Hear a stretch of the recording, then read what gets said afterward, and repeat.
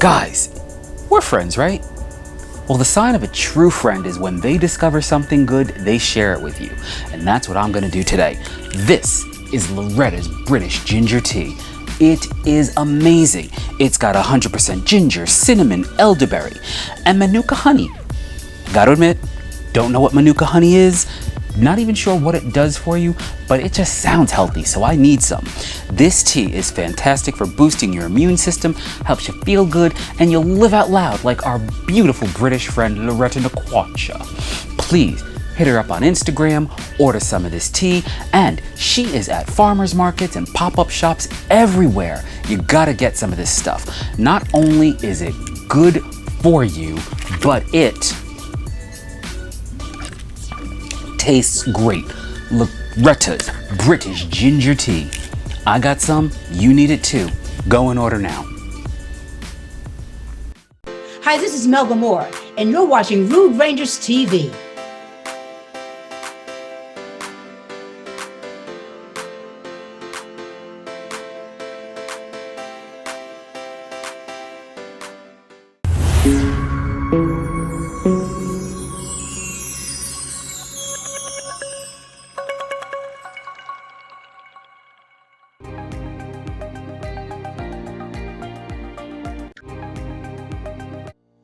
You're listening to Rudy Radio, powered by Rude Rangers Entertainment. I'm Terra Renee from African American Women in Cinema Organization, and this is Talk with Terra, a show that highlights fantastic filmmakers, artists, and entertainers from all walks of life. We're committed to introducing you to individuals and organizations and projects of which you're not necessarily aware, and we do this with the intention of uplifting, empowering, and enlightening you. If you can, please share this episode on all of your social media platforms. And we love it if you text your friends and ask them to tune in. Today, we have a fabulous treat. One of my just fabulous filmmakers is here with me. An audience, once you listen to her, you'll understand why she is just super fabulous. Her name is Monda Webb. Monda, I was introduced to this incredible filmmaker with one of her works called Zoo.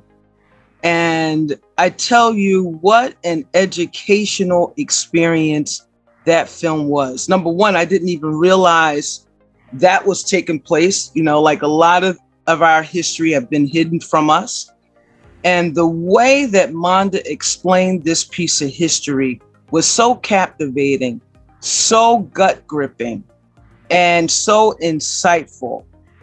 Anything that Monda do, African American Women in Cinema will definitely be a part of it and support it in some way, because people like Monda have a story to tell and it needs to be heard. Monda, welcome, welcome, welcome. How are you? Yo, I am good. All is well. Thank you, Terra. Oh, bless you, bless you. You know, I have a lot of things to certainly ask you and talk to you about, but first, let's just get started. What drew you into filmmaking? Okay, and I just want to. I mean, you do so much of shedding light on others, and I just want to take a moment to uplift you and to thank Oh, you. It's been several years, and independent filmmakers generally have a lack of resources and a lack of influences in their lives. And so mm, when you embrace one of us, you embrace all of us and then open up doors and opportunities that may not have otherwise been there. So I just want to publicly say thank you. I appreciate you and I see you. oh, thank you, Monda. I really appreciate that. So heartfelt. That means the world to me. Thank you. You're most welcome. So, with regard to filmmaking, it's something that, as a young person, I wanted to be an actress, and I didn't quite know how to go about it. I'm from Silver Spring, Maryland, which is in the suburbs of Washington, D.C. We are in, as you know, a very political town. I say that we're city slick and country cool. And so, here the politicians are the stars and documentaries are queen. And so I went to school, University of Rhode Island, and I took a theater class, and this teacher told me that I would have made a fine actress if I didn't have such a Southern accent. So that put the pin in my acting dreams. And I said, well, okay, well that may not have worked out, but maybe I can produce. And I'm like, I want to be the first producer of Their Eyes Were Watching God, because I love that story. It's my favorite novel by Zora Neale Hurston, and I really felt that I could bring it, and still do, bring it to the big screen, and share the magic that I feel every time I read it. Oprah beat me to it, but it's okay. They have more than one Aretha Franklin movie. They can have more than one. Anyway, so fast forward, 30 something plus years. I've written a couple of books. I wrote a Grown and Sexy. Yeah, I've got like 4 books. I self-published 4 books. So I have this Grown and Sexy novel called 7:33 a.m. And it's about man sharing in Washington, D.C. And so one of my girlfriends, when the day I turned 40, she hands me a script and she says, let's make a movie. Wow. Say word. Okay. But at any rate, that's began the journey of us looking to raise funds. We formed an LLC and shot a pitch reel, did a fundraising campaign. And I'm mentioning these things very specifically because when you talk about filmmaking, is more than just this is what I want to do. There is, that's right, craft and making sure that you put things in place in order to make it happen. It's one thing to have a dream, but it's another thing to do something about it. So we had a Kickstarter campaign to raise money to do this pitch reel, or what some people call a proof of concept, for 7:33 a.m. the movie, and just got some things in place. And after about 3 or 4, business plan, we had a complete film package, and we just weren't able to raise the money. So, but by then I'd caught a bug, and I said, in front of the camera is just kind of doing what someone tells me to do, but behind the camera, I could have some autonomy. And a couple of years later, it was in 2011 when we started. And in 2014, I saw that I was on Twitter, and I saw a picture of a little girl in a human zoo. And I paused because I had a knee-jerk reaction. I was very confused. Like, what do you mean by human zoo? I'd never heard of a human zoo. I'd heard of kind of like freak shows and things of that nature, but this was like a regular little girl. And it was at the 1958 World's Fair in Brussels, Belgium. And the more I researched, the more I realized that this was a thing, right? And it had been going on since the 18th century.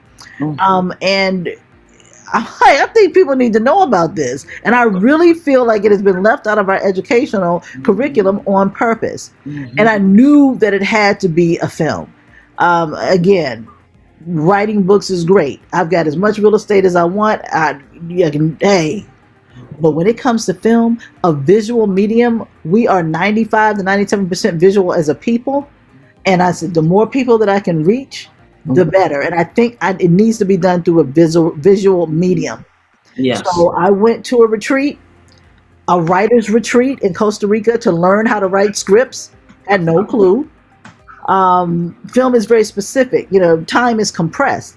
And so you have to, if you really want a good film, you have to learn how to correctly compress that time through images, your shots, music, all that kind of good stuff, right? When all the elements come together. And I wrote the script there with Jacob Kruger, Write Your Screenplay. They're based in the city. Came back. That was in, and I raised money to go there as well. Because I didn't want to be that one that says, oh, well, I didn't have it. Let me wait. When things hit, Terra, when it has to happen, Dr. King and Barack Obama talk about the urgency of now. It was the urgency of now. I needed to get this film made. And I just started, I'm raising money as much as I can. I'm taking out of my paychecks. I'm not paying bills. You know what I'm saying? I'm like, okay, Peter, Paul, y'all will get it when you get it. And I went in June, July, wrote the script, came back. We shot it in October. Went through a post process. We shot it for 2 days in October during the course of a weekend. Went through the post process. In January, it was on the film festival circuit, and it has not stopped. And that was 4 years ago. And I thought it was going to die. I'm like, okay, it's been 2 years, but it's developed a life of its own. And I think for those who are listening, like, what, huh? Zoo Völkershow is German for human zoo.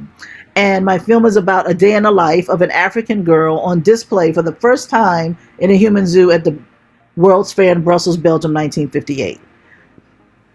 I think that, Terra, this film resonates with people because we understand the horrors of the Holocaust. Our DNA knows the horror of slavery. Yes. So, human zoos? What? Huh? So I think what happens is you have to first you wrap your mind around and say, hey, this happened? And then second of all, like, how come I didn't know about it? And then third of all, like, okay, this is something that I needed in my arsenal and to help share, because in a way we still have these zoos, right? People may not be paying to go see us in a particular setting, but we sometimes cage ourselves in with the limiting beliefs that we have about not being able to move forward. So that's why I think that resonates. And after that, I was like, I have so many things I want to do. I want to tell these little known stories that are hidden in the crevices of history's pages and haven't been brought to life. And primarily from a woman's lens. I want to do this. This is my purpose. So, it may have taken a while, and I took a roundabout route, but this is why I want to be a filmmaker, to tell stories, to lift, to educate, to entertain, and to inspire. That is amazing, Monda. And there is more to come. We'll be right back after these messages. You're listening to Talk with Terra, presented by African American Woman in Cinema, right here on Rudy Radio.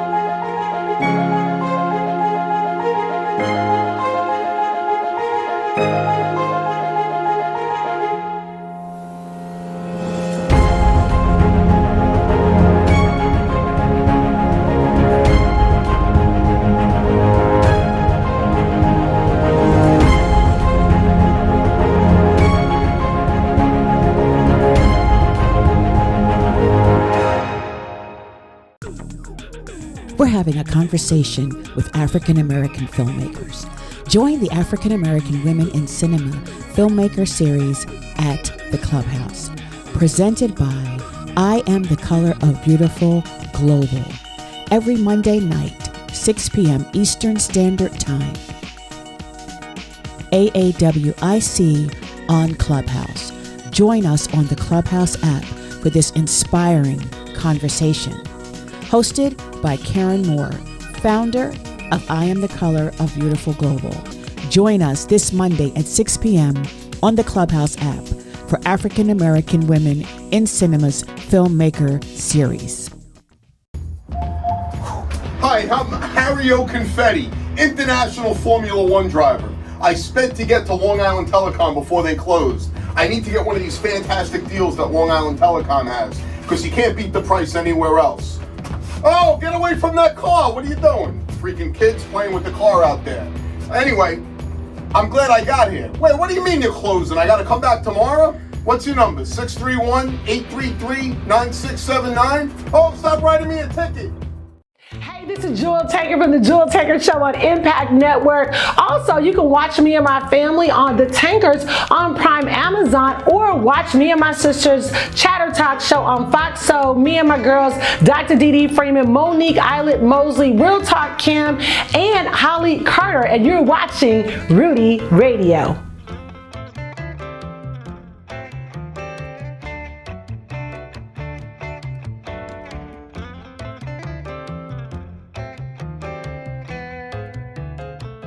Welcome back to Talk with Terra. I am Terra Renee from African American Women in Cinema, and today we have the fabulous filmmaker, Miss Monda Webb, who is telling it all as it relates to the process and to filmmaking. And although there's not one standard way to make a film, there are many ways to make a film, but to hear the process from independent filmmakers' perspective, to me, is very intriguing, inspiring, and encouraging. And Monda was just sharing with us before we went to break on her process, what drew her into filmmaking, and talking about the film that she made called Zoo. Monda, let me tell you, when I first saw Zoo, I did not read the synopsis because I just, I wanted to go directly into the film. And so I'm sitting here looking at it, and I see this beautiful little Black girl, and they're combing her hair. These white women, the white folks combing her hair, put a little bow, and I said, "Oh, that's really nice." And I didn't get what was going on. and I'm laughing at my reaction towards, because it was not funny. It's a very serious situation. But then when they usher her outside, and then when they put this tray of like food in front of her, and then I saw the white people coming and looking at her, I said, what in the world is going on? Then I start getting traumatized behind it. I said, this is like, what?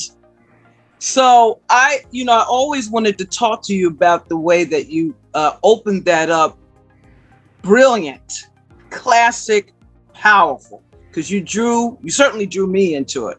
and as a matter of fact, one of our other supporters, Mr. Roger Maloney from Ufront Media, he called me after he saw it. He said, "Did you see how they combed her hair?" I said, "Yes."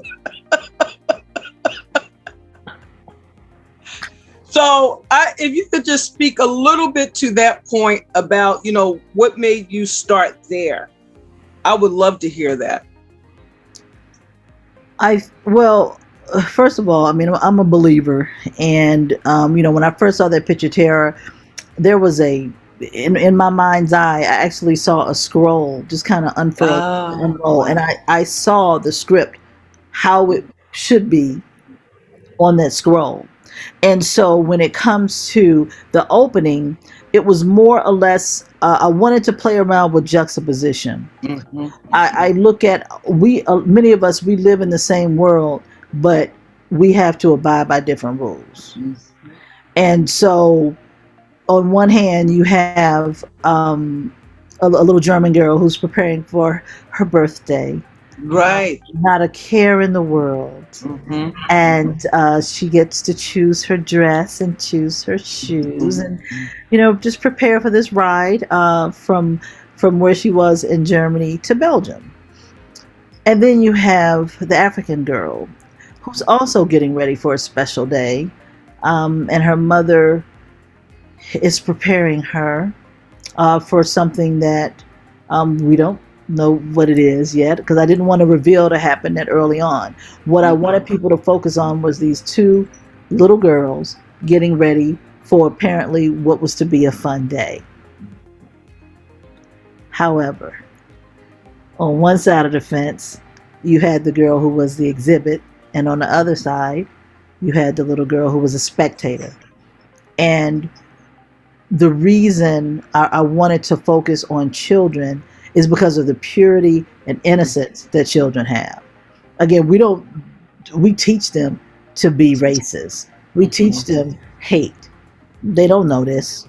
And so what happens when these two little girls of the same age connect with one another? Is it going to be nasty and vicious, or is it going to be compassionate and caring, loving and kind? Because it was such a daunting topic, you know, when it comes to filmmaking, you can't hit people with heavy and keep them there, right? You have to at some point insert a bit of comedy, or you know, something to take them out of that state of horror, if you will, especially because it's based on a true story. And so I wanted to present that with an intersection of hope, right? Despite how many bad actors we have out there and adults, these children are what can bring us hope, which we can use that for any point in time, especially today. You know, who's out there in those streets marching, despite COVID, despite whatever's going on? These Zers and these kids aren't afraid, you know, because they believe in a just society. So that's why I opened like I did, and I just thought it was important to paint, you know, those parallel pictures, because we're still in an unfair society. Housing, education, you know, just from the very beginning, especially here in the United States, you know, Black people are set up to fail. It's a wonder that we're still standing. So, you know, so it's a little bit of social commentary in there as well.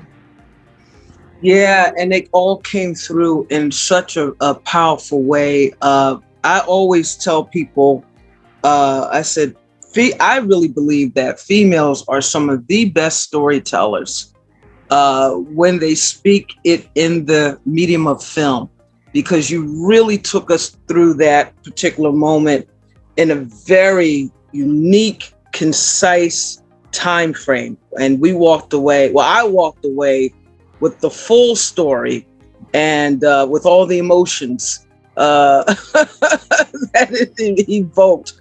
So again, thank you for shedding light on that history. And I know that the film will continue to run because many folks want to know and hear more about it. So Monda, what are some of the highlights, if you will, in your journey that you have received or experienced so far? Wow. Well, the first high, you mentioned highlight, which has the word high in it. And one thing about doing something that you're purposed to do is that you feel like you're on a constant high, right? And so there's nothing to me like physical production when you're shooting your dream. And you know, there's always going to be problems. You can guarantee there's going to be some problems, but it's all in how you manage it. And you know, there's a period after shooting when you got to come down and come back to reality. You know, I have a consulting position. I sell real estate. You know, I'm out in these streets trying to make it happen because the dream has to be financed, you know. But I think the highlights is, number one, feeling that I'm doing what I'm supposed to do, and then getting recognized not only by my peers but by the industry itself. So as an independent filmmaker, I can't stress enough the need to educate yourself, to hone your craft. I took writing with Jacob Kruger Studio for my next couple of projects, so it's probably 4 to 5 years total, and this is investing in myself so that I can invest in my future, right? Because it's an art and a science, just like many other things. And so some people may get lucky and they write something and they do super well, but it takes some time, right? And one thing that I would say, and I know that we're talking about highlights, but I would suggest to other filmmakers and those looking to get into it or to elevate, know the business. They call it the film business for a reason. Learn some things. I am a complete creative, but I tell you what, there are people out there who may not mean well, who may not mean you well, or who may mean you harm. So you need to know what's going on. You need to understand your budget. You need to know the implications of it. If you have people who have invested in you, you just got to get it. Even when it comes to distribution, like the entire movie business, it's been put in place, and there are those who excel at it. So, learn it. There's too much out there. There's YouTube, there's Studio Binder, there's all kinds of classes and courses and DVRs and just do something. Do something. Books, read. Right now I'm reading a book called What I Really Want to Do Is Direct. You have to immerse yourself, even if it's just for an hour a day in the craft. So the highlights: first film, it's been in well over 30 festivals. Zvuka Show won Best Script in Marbella, Spain, in 2015 or 2016. Wow. And well, Monda, I want to definitely continue, but we have to go to commercial break. Okay. You're listening to Talk with Terra, presented by African American Women in Cinema, right here on Rudy Radio.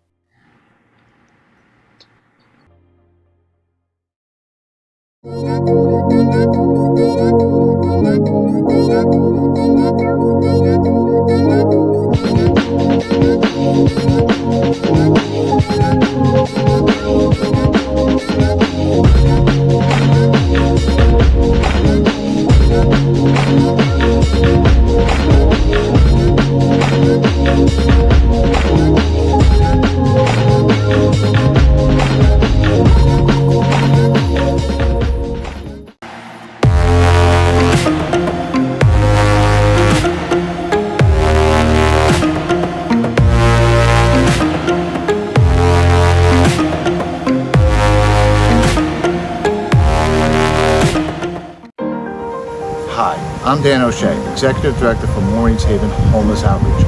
It is our mission to support the homeless in our community. We provide an emergency winter shelter program, a day center, and support services to help the homeless in our community. With your help, we can continue to provide services so critically needed to the homeless in our community. Please visit www.maureen'shaven.org or call us at 631-727-683. Hi, this is Melba Moore, and you're listening to Rudy Radio.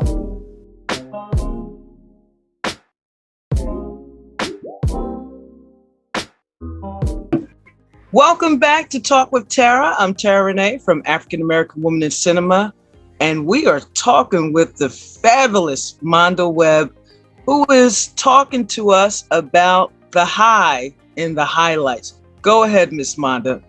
Thank you. I know I got so excited. I ran out of time. You don't have to cut me off, Miss Terra. No, I know. Sorry. Your book you're reading. So the highlights, memorable moments is winning Best Script in Marbella, Spain for the Independent Filmmaker Festival in 2016. I believe it was 2016, 2015, 2016. Zvuka Show actually won Best Short International Film and Best Film and won the festival in Bali the following year. So I have an opportunity to travel the world and share this message and share this film on an international and global scale, and it feels just awesome. Other highlights have been in just having an opportunity to speak, go on a speaking circuit. There are film festival programmers here in the States that have been very kind, including yourself, Terra, and had me back on multiple occasions, not only for Zoo, but for my other films as well. And I'll make it a point to mention Linda and Harry Eady out of the Denton Black Film Festival in Denton, Texas. And so it's been a joy, and it's just something that I want to continue to do, encourage others to do, and help young people, I call them my babies, to help them along the way where and when I can. So that is awesome. I always tell people all the time, when you follow your God calling and do what you believe He is instructing you to do, as you press forward, the resources will begin to highlight, and you'll begin to they will gravitate towards you, or you will gravitate towards them. and then you move forward, and then you are rewarded in the process. I am so happy to hear about the awards that you received. And this is why I tell folks, I said, make sure that your motive is to do what you really feel you're called to do. Don't get it for to be a star because the process is too daunting for that. You will quit if that's the only glue that's quote unquote holding it together. That's amazing. So Monda, could you talk about the other projects that you have done since Zoo? Yes. So in 2021? In 2018, I released another short film called Pooch Sitter. And it's about a really quirky, strange, odd, weird little lady who gives other people's pets an unusual amount of attention. And but it turns out, I call it a modern day Goldilocks film that will give you pause. But it turns out it's her way of surviving homelessness. So she babysits a pet, she gets a bed for a night. Other than that, she sits on a park bench and tries to figure out, her next move. So I just wanted to shine a light on, someone about people's perceptions of who is homeless, right? I mean, you hear the stories about Isaiah Washington and Tyler Perry and how they lived in their cars and so on and so forth. I mean, a homeless person could be your next door neighbor, right? And many Americans are a paycheck away from being homeless. They're not just all sick or diseased or have problems or so on and so forth. A large amount do. If I were on the streets, I would be probably half crazy too. But we need to have compassion for those, for the homeless and for the disenfranchised. So that movie, Pooch Sitter, again, I come into it with a light topic, and then I want to hit you with the 1-2 when it's all said and done, and kind of make you think about it. A Princeton study showed that many people look upon homeless people as objects, and they're not. They're humans. So my overarching theme for that film and for Zoo and for all others is let's all be human and treat one another as human. Currently, I am working on a documentary called Portraits in Black, honoring our national treasures. And because our history has been so distorted, because we've been left out of American history, when we were a major part of it, I wanted to give African Americans who've lived through these watershed moments in American history some time to tell their stories, right? To give them their flowers while they're alive, as the young people say. And it's been an interesting journey. I've spoken with a black aviator, helicopter pilot during the Vietnam War. Who knew? After all the movies we've seen, have we ever seen any with black helicopter pilots? But yet there were, over 600 of them. I spoke with a woman who marched on the last day from Selma to Montgomery. And there are other stories, but there are lots of stories like that out there, right? These moments that have changed the course of American history. I was fortunate enough to interview a woman who she and her husband were the first to get married in the state of Virginia after Loving versus the state of Virginia, the landmark Supreme Court case which made interracial marriages legal in the United States. So, beforehand, miscegenation was, you can get killed. I mean, blacks and whites, right? But I interviewed her. It was a beautiful interview. But just as a result of the times, it's just interesting to hear these stories. And I just kind of wanted people to feel as if, when we learn Black history, when Black Americans learn, when students learn Black history in school, it's just, Rosa Parks, Harriet Tubman, Frederick Douglass, Malcolm X a little bit. Maybe, but in New York's a little bit more conscious. But I mean, certain areas, like they've made it illegal in Texas to say that the Klan was immoral. But they don't want us to mention slavery. It's a lot. It's a lot that's going on, and we have to stay awake and we have to stay vigilant. So I'm excited about that project coming to life, and so Zoo, and I'm really excited about Zoo and Pooch Sitter. They're going to be at the Chesapeake Film Festival, October 1st. October 1st through 10th of this year. So I'm excited about that. And they actually, on the poster of the Chesapeake Film Festival, should represent the type of diversity that they're looking to bring into the industry. Oh, congratulations. That is it. Wow. It's fun, lots of fun. You know, I think that certainly in this era that we're in, when unfortunately we experienced the death of George Floyd, and it brought such a shift in the atmosphere where now there is an appetite, thank God, for wanting to know more about, you know, our history, you know, and the strides that we have made as people of color.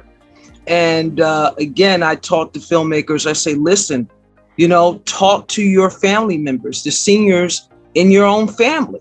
They have stories.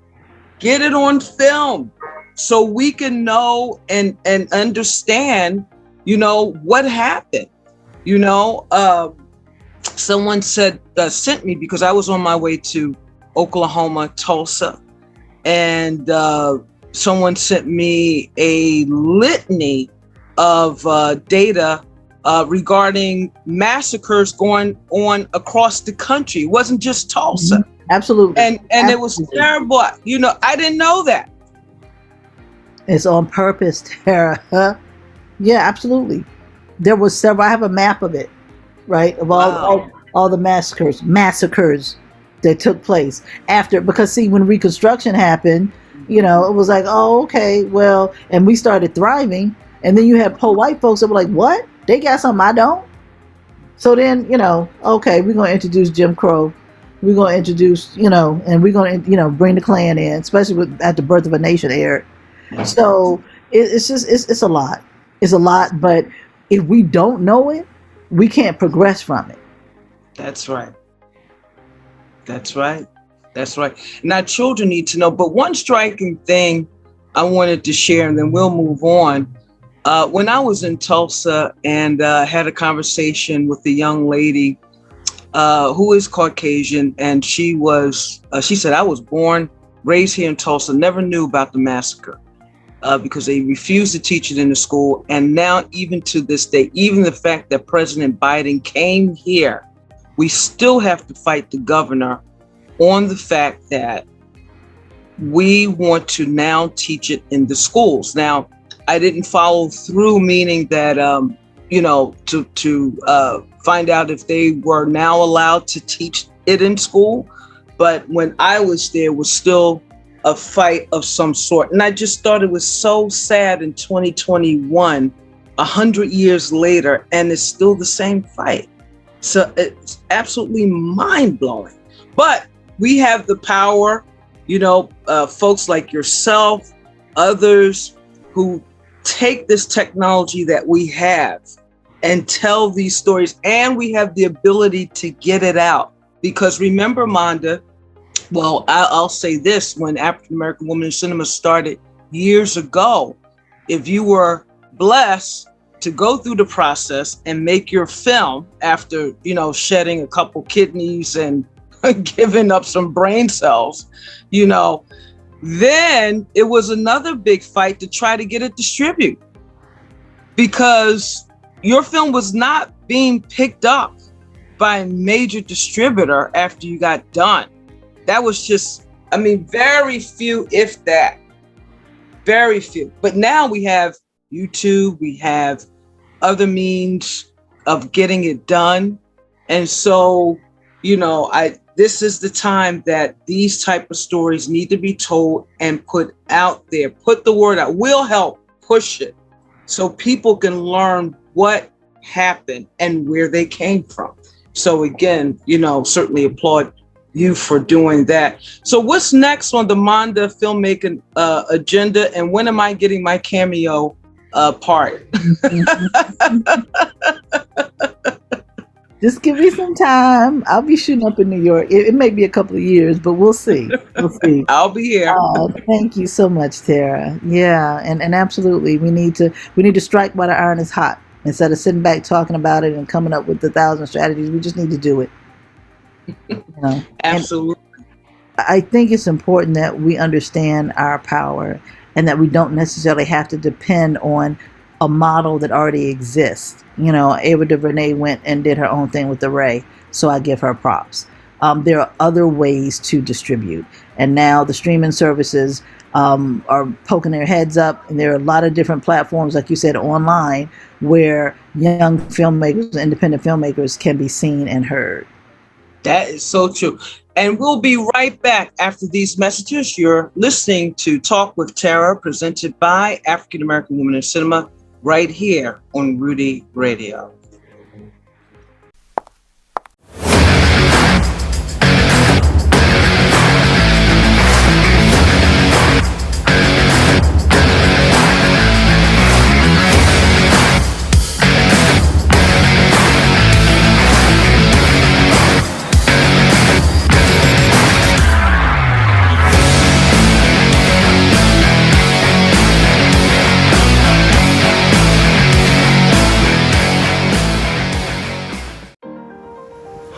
I'm Dan O'Shea, Executive Director for Maureen's Haven Homeless Outreach. It is our mission to support the homeless in our community. We provide an emergency winter shelter program, a day center, and support services to help the homeless in our community. With your help, we can continue to provide services so critically needed to the homeless in our community. Please visit www.maureenshaven.org or call us at 631-727-683. Welcome back to Talk with Terra. I'm Terra Renee from African American Women in Cinema. Today we have the fab Monda Webb. So excited to have her, and she have been dropping the jewels, the gems. I tell you, what a treat this is. Monda, you are thebomb.com. Thank you. Takes one to one. So we are excited to learn about your next upcoming project. And outside of the film that you're currently working on, is there anything else that you're doing in the industry? Any speaking engagements, things of that sort? Oh gosh, Terra. So yeah, well, I'm the executive vice president for Women in Film and Video here in DC. So we are looking to, and we have like a actually a global partnership with other women in film entities throughout. So I would say, again, especially to younger filmmakers out there, get involved.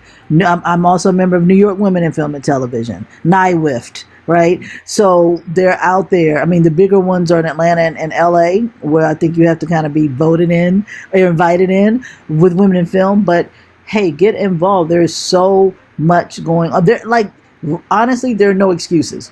There are no excuses if you say you want to do something and then you say I can't because, that shouldn't even really be a part of, of your thinking process. You just kind of have to get out there and do it. So, because those things open opportunities, and whether it's with, career opportunities with the listserv, or even in meeting other like-minded people. Like, one thing about a filmmaker, we are a very specific tribe, and other people with regular 9-to-5s just don't get it. And they're not supposed to, right? This is a kind of a dog world where, you got to be scrappy, you got to have some grit, but also some finesse. So, so there's lots coming up. I mean, I have a couple of projects that I want to do, that I'm writing, but I probably won't shoot them until 2022. One is like a lighthearted comedy, and the other is a cautionary tale about reparations that I think will raise some eyebrows. It's a different genre, and looking to get financing for my first feature, full-length feature, Red Clay Dirt. I'm excited about it. It might be coming soon. And I'm also mentoring, helping other people, helping young people. I have a young lady who is a brilliant writer and filmmaker, and I just can't wait for her to get her shot. So, and she's in New York right now, Terra. So I'll be happy to make an introduction with you all. But I mean, there's just stay busy. For those of you who had their nanas and their grandmas and their great grandmothers in your lives, you remember when you were little, you just couldn't sit around doing nothing, right? Idle hands is a devil's playground. You had to do something. No matter, we go outside and play, just do something. So I'm still of that ilk. We have to constantly be doing something to feed that which makes our blood beat. Mm-hmm. That is so true. That is so true. So Monda, now the film festival, Chesapeake, how can folks know about that? And also, well, I'll let you share that, and then a few other questions I have. Okay, and let me know how we're doing with time, because Okay. we'll be 30 minutes over. I'm still talking. Rudy's gone. You know what I'm saying? But anyway, so I sit on the board. I'm the programming coordinator for the Chesapeake Film Festival. I was and we have over 50 films that we're going to show virtually. Oh wow! We're going to show some in person as well. It takes place in Easton, Maryland. Beautiful, beautiful part of Maryland. Very historic. Harriet Tubman and Frederick Douglass spent time in Easton and in the surrounding counties as slaves. But we're going to be live the 1st and the 2nd, and then virtual the 3rd to the 10th. So anyone can go to ChesapeakeFilmFestival.com. Let me make sure. ChesapeakeFilmFestival.com in order to see the schedule. The virtual part is absolutely free. So we've got movies on the environment, matter of fact, there's a film that we have about when busing was first, when there was integrated busing that happened in the 60s. So that's a very, very interesting story, and historical, and it's a good film as well. So so that's that, ChesapeakeFilmFestival.com. Okay. And then how can people follow you, Monda, so they can be abreast of all your wonderful projects that you are working on and have coming down the pipe? Social media? Websites? I'm on Instagram as Little Known SPC, which stands for Little Known Stories Production Company, at Little Known SPC, as well as Twitter. And on Facebook, you can find me at Monda Raquel Webb or Monda Webb. Yeah. Okay. Excellent. And is Zoo playing anywhere at the moment? I will, but for your people, Terra, if anyone wants to see it, I'm going to send you a special link with the passcode, because it is still on the festival circuit. But yeah, it will be playing Chesapeake Film Festival next month. And so that's all I know for now. But yeah, I'm happy to do that. If you want, if someone wants to see it, then I can send you that special link for you to share with your viewers and listeners. Yeah, we may have an opportunity, Monda, and I'll share with you offline where we can actually screen that again as well. So that will be great. I want you to briefly just talk about your experience when we launched the African American Woman in Cinema Media Series, when we had filmmakers screen their works at the end of each month, and then the public supported it, and then we were able to give a monetary gift. Yes. So can you talk about that experience a little bit? Yeah, first of all, it's a brilliant idea, and it's a win-win for everybody. And again, if someone's giving you an opportunity, yes, we're the filmmakers, we want our films to be seen, but with you being the brains behind it all, you could have just said, okay, I'll just give me what you got and we'll see what happens. But no, I mean, you made it interactive. You made it where everyone had to be engaged, and filmmakers had to get off their butts and tell people, hey, you can go see my film for a very, small amount of money and support me and support this organization. And I like the fact that you made it a contest, right? Because again, there are different ways to incentivize and motivate people. And the fact that you were able to get more eyes on our projects than we were able to get ourselves is a blessing in itself. So it was a great experience. It was when I think I was part of that first group. I'm not sure, yes. But it was fun because I'm looking at the other movies like, oh my gosh, this is great. I'm not, so to come out ahead was great. It was an awesome feeling. And from that has many more opportunities have come. It's just like a well, just like a never ending well of support and opportunity. So, and that's all because of you, Terra. But yeah, no, I enjoyed it. It was fun, and people liked it too. They liked the competitive aspect of it. Yeah. Well, thank you. Some folks had talked about the fact that I've actually received notes that say, wow, it's amazing. African American women in cinema don't stop, even in a pandemic.